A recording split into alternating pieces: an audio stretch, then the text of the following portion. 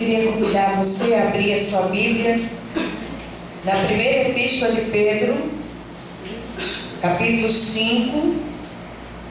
Nós vamos ler apenas um versículo, que é o versículo 10.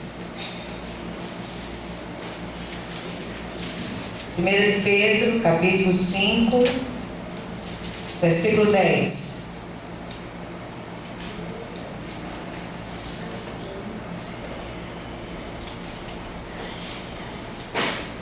Pedi a irmã Lu para acender essa luz aqui. Todos acharam? Amém? Amém. Amém não? 1 de Pedro, capítulo 5, versículo 10.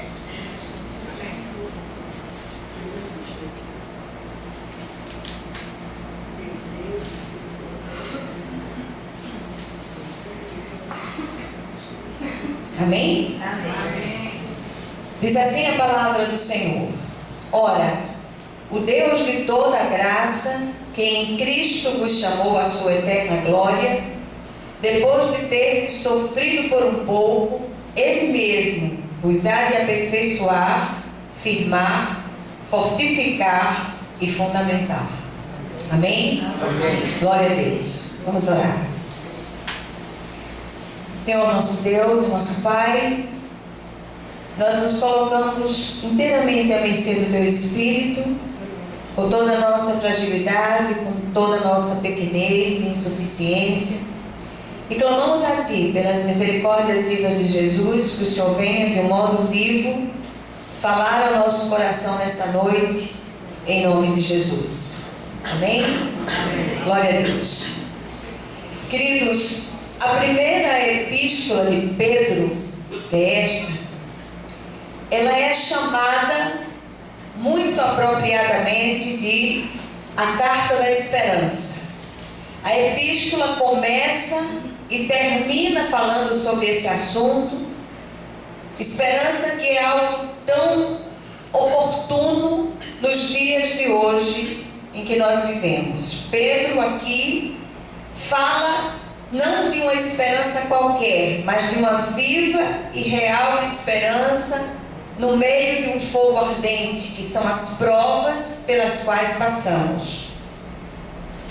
Nesse capítulo 5, o apóstolo dá aos seus leitores 3 ordenanças para auxiliá-los a enfrentar as dificuldades da vida. Ele diz, logo no início, que sejam humildes, depois sejam vigilantes, e finalmente ele diz, sejam esperançosos. E é exatamente sobre essa exortação de Pedro, essa exortação final de Pedro, que eu gostaria de discorrer um pouco hoje, no apagar das luzes do ano de 2011. Nunca foi tão necessário, a bem da nossa saúde espiritual e emocional, um reconhecimento da proteção de Deus e do controle dele sobre as nossas vidas. Muito embora o nosso adversário ele tente de todas as maneiras nos convencer do contrário, tudo parece concorrer para que nós percamos o equilíbrio diante das situações que se levantam como gigantes vindos do inferno para nos assolar. E eu acredito que vocês que o Senhor reuniu aqui nessa noite têm experimentado isso, especialmente nesse ano que finda. Esse ano acaba, um outro começa. E o que passou, ele levará, o que está passando, na verdade, ele levará as lutas enfrentadas, as vitórias computadas, e o novo ano trará consigo novos desafios e novos obstáculos a transpor, batalhas a enfrentar e a serem ganhas. Por isso eu gostaria muito de terminar este ano e começar o próximo com as palavras de esperança do apóstolo Pedro, aqui nesse texto de 1 de Pedro 5, versículo 10. A lucidez de Pedro aqui nos dá conta de que mesmo em meio às batalhas mais intensas que nós possamos enfrentar, nós podemos sim contar com a presença de Deus interferindo nas situações, de modo que nós atravessamos todas elas e saímos mais do que vencedores. Amém. É possível que alguns de nós saiamos com algumas escoriações, algumas cicatrizes da jornada. O ano de 2011 ele não foi fácil para nenhum de nós. Mas é necessário, é importante, é imprescindível que nós adentremos o novo ano firmados nessa esperança viva, que não é um sentimento, mas é uma pessoa chamada Jesus, para que nós possamos contar com essa vitória real em nome de Jesus. Uma das grandes vantagens do adversário sobre nós é a nossa ignorância, muitas vezes, em relação à palavra de Deus. O próprio Senhor disse que o povo dele sofre por falta de conhecimento da palavra.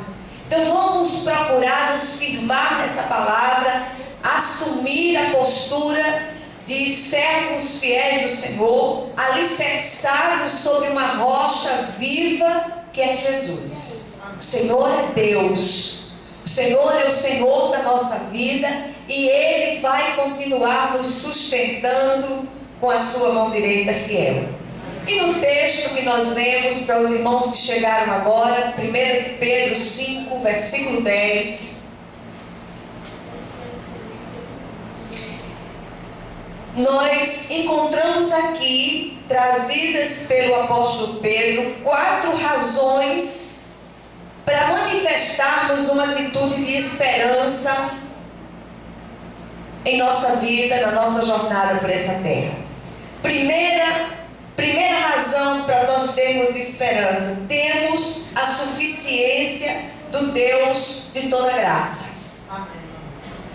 Então a primeira coisa que nós não podemos perder de vista é exatamente isso: nós temos a suficiência do Deus de toda graça.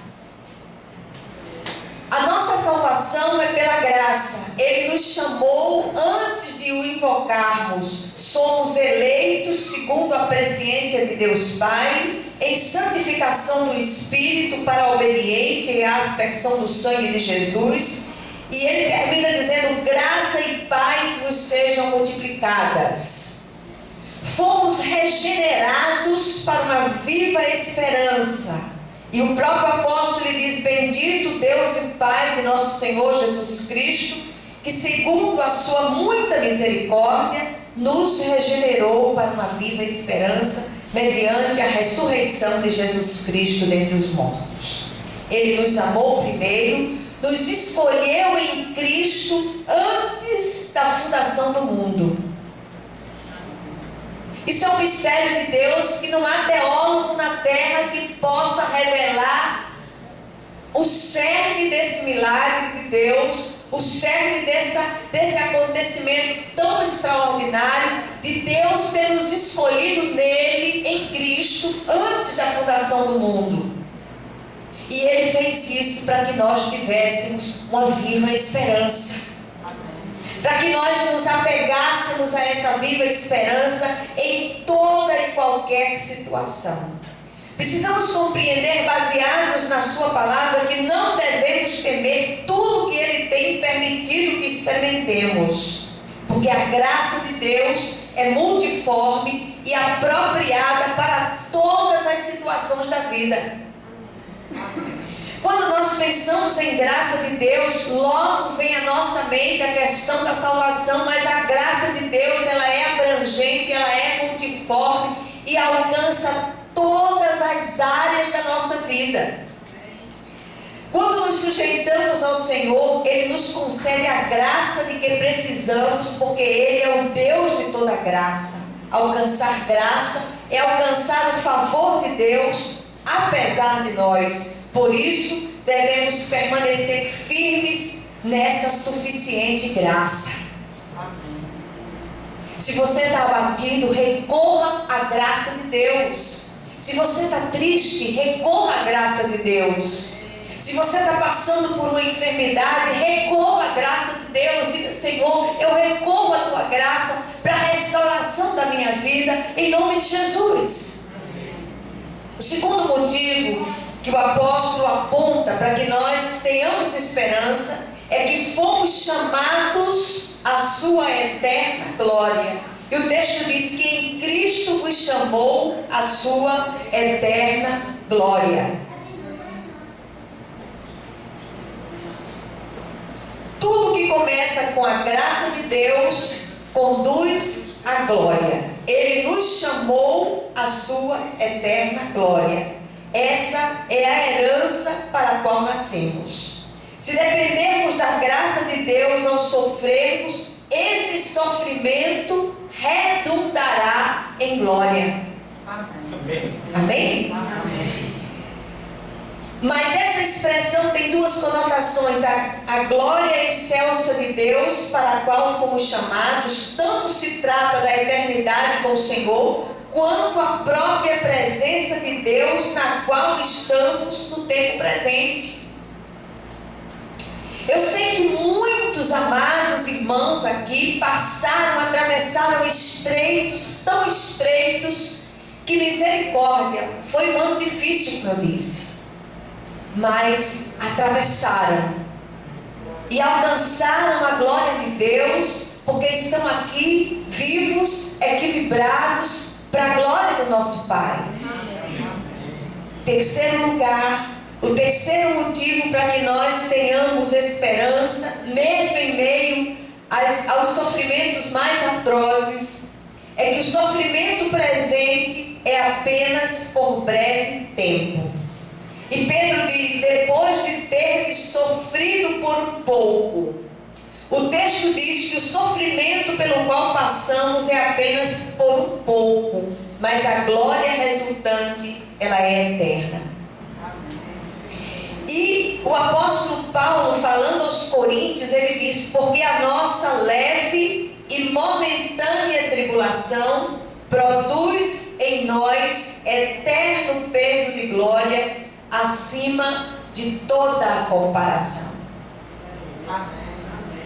Quanto tempo nós temos sobre essa terra? Por mais longa que seja a vida de alguém sobre essa terra, as nossas provações, as dificuldades pelas quais passamos, é por um breve tempo.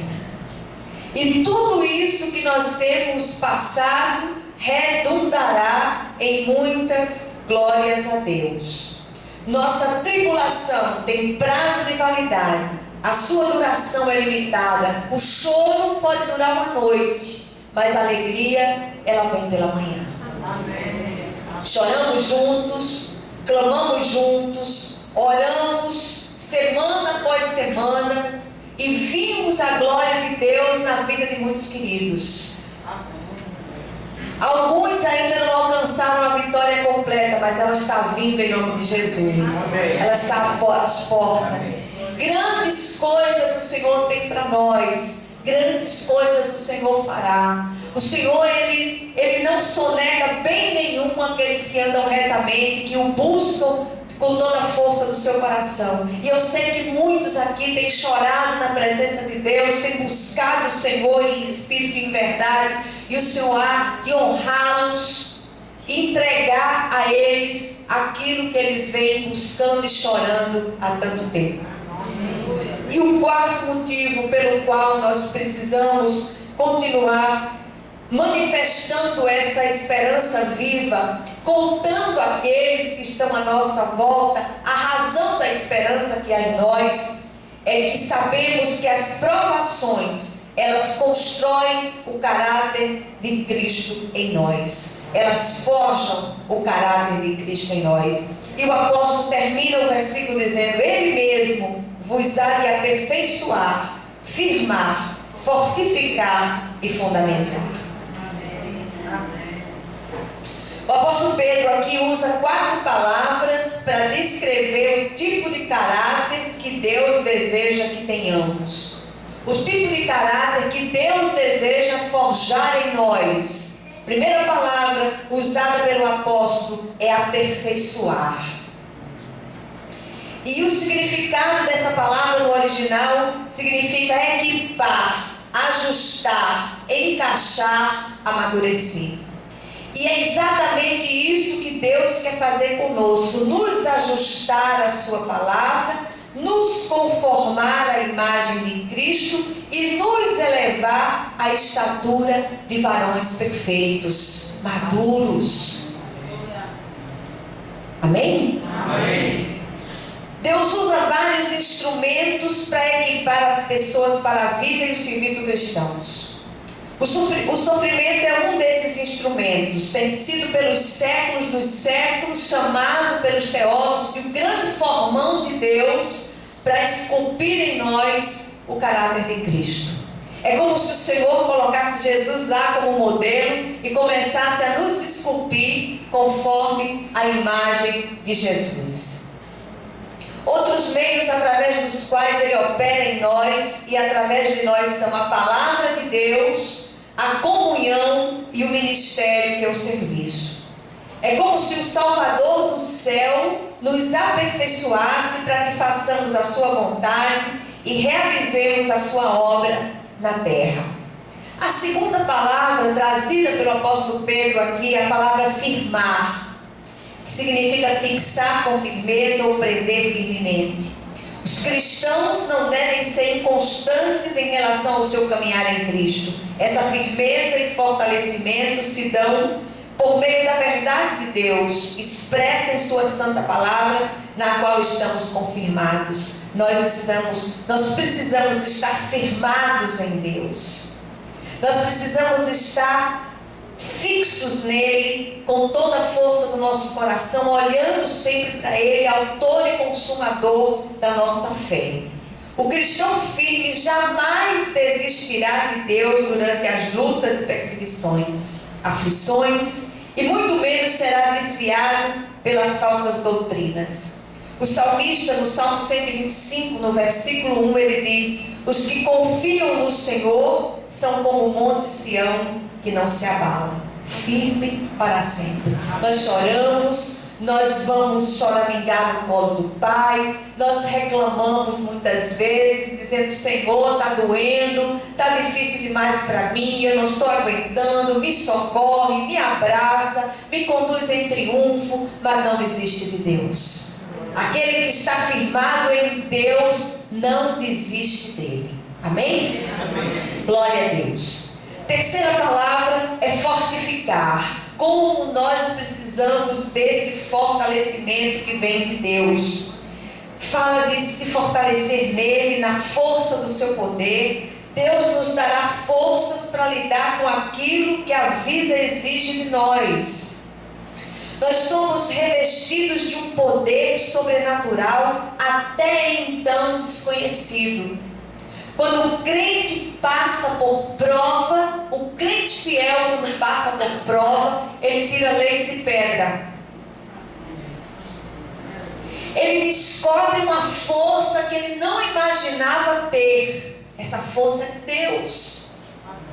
Muitas vezes nós vemos histórias no meio do povo de Deus, nós passamos por lutas, por perdas, por dificuldades, por angústias tremendas, e nós dizemos: Senhor, eu não vou aguentar. Se eu viver isso, eu não vou aguentar. Mas de repente você se vê no olho de um furacão, você se vê no meio de uma situação tão aterradora, e você olha e diz: Senhor, contigo eu atravessei, contigo eu pude passar isso e sair vitorioso e não enlouquecer. Porque tem situações tão difíceis, tão complicadas, tão complexas, tem perdas tão irreparáveis, que nós olhamos assim e dizemos: Deus, como eu vou enfrentar isso? Como eu vou atravessar isso? Mas quando nós somos fortalecidos em Deus e na força do seu poder, nós atravessamos desertos, nós saltamos muralhas, nós passamos por situações tão tremendas, e quando o Senhor não abriu o mar para que a gente passe a pé enxuto, nós podemos passar sobre as águas, e passamos por sobre as águas de um modo tão extraordinário, que nós olhamos assim e dizemos: Senhor, Tu és maravilhoso, Tu és um Deus grande, tremendo, Tu és aquele que me sustenta com a Tua mão direita fiel. A quarta palavra usada pelo apóstolo Pedro é fundamentar. Aqui ele já começa a usar a linguagem do construtor, a linguagem daquele que alicerça. Ele fala de lançar uma base, um fundamento, um alicerce profundo. E eu recorro a Jesus no Evangelho de Mateus, no capítulo 7, ele diz que a casa alicerçada sobre a rocha se mantém firme na tempestade. Transbordarão rios, os ventos baterão de forma dura contra aquela casa, e ela não será derribada, porque há um alicerce profundo, cavado e fundamentado sobre uma rocha, e essa rocha é o próprio Senhor Jesus. Então, quando nós estamos firmados, fortalecidos e fundamentados sobre essa rocha eterna, que é o próprio Cristo, e este ressurreto, não seremos jamais abalados. Amém? Quando o incrédulo passa por uma aflição, logo perde a esperança. Mas para o cristão, o sofrimento faz crescer e fortalecer a esperança. Há um versículo que eu não me lembro agora, ele está em Provérbios, ele diz que para o justo, ainda que o justo morra, há esperança. Porque a nossa esperança, ela não é um sentimento, ela é uma pessoa chamada Jesus. Paulo, o apóstolo, falando aos Coríntios, ele diz o seguinte: por isso não desanimamos, pelo contrário, mesmo que o nosso homem exterior se corrompa, contudo o nosso homem interior se renova de dia em dia. Deus constrói o caráter e aviva a esperança quando o cristão confia nele e depende de sua graça suficiente. Como resultado, Deus é glorificado. Amém. Eu queria deixar essa palavra nesse apagar das luzes do ano de 2011. E eu sei que grandes coisas o Senhor fará no novo ano, mas que nós possamos usar essa palavra como uma palavra-chave no novo ano, a palavra esperança. O que Pedro deseja nos ensinar aqui, o que é que o Espírito de Deus deseja nos ensinar através desse apóstolo tão lúcido, trazendo uma palavra tão oportuna para nós nessa noite. Em primeiro lugar, contamos com a suficiência do Deus de toda graça, que nos sustenta em toda e qualquer situação. Essa graça é poderosa para todas as coisas que dizem respeito a nós. Sabemos para onde vamos e em quem cremos. Estamos aqui só de passagem, e os percalços do caminho não devem nos fazer esmorecer. Quando as coisas estiverem difíceis, complicadas, quando você achar que não tem saída, busque o Deus de toda graça, agarre-se a Ele com toda a força do seu coração e diga: Senhor, eu não te largarei, eu não te deixarei, e sei que o Senhor vai restaurar todas as coisas em nome do Senhor Jesus. Em segundo lugar, o nosso sofrimento tem tempo de duração, tem prazo de validade e redundará em muitas glórias para o nosso Deus. Amém? Terceiro lugar, as provações constroem em nós o caráter de Cristo. Está doendo? Pode até doer um pouco mais, mas o Senhor vai fazer uma arrumação linda nessa casa espiritual. O Senhor vai restaurar todas as coisas, e o nome do Senhor há de ser glorificado em tudo na sua vida, porque você é precioso, é preciosa para Deus. Amém. Em quarto e último lugar, para nos aperfeiçoar, o Senhor nos equipa, nos firmando em sua palavra, nos fortalecendo nele na força do seu poder e nos fundamentando, nos alicerçando na rocha eterna, que é o Senhor Jesus Cristo, nosso Senhor e Salvador. Que no novo ano mesmo que haja lutas, seja também de grandes vitórias, sobretudo a vitória da fé sobre a incredulidade, da persistência sobre o desânimo, da esperança viva sobre a desesperança, em nome de Jesus.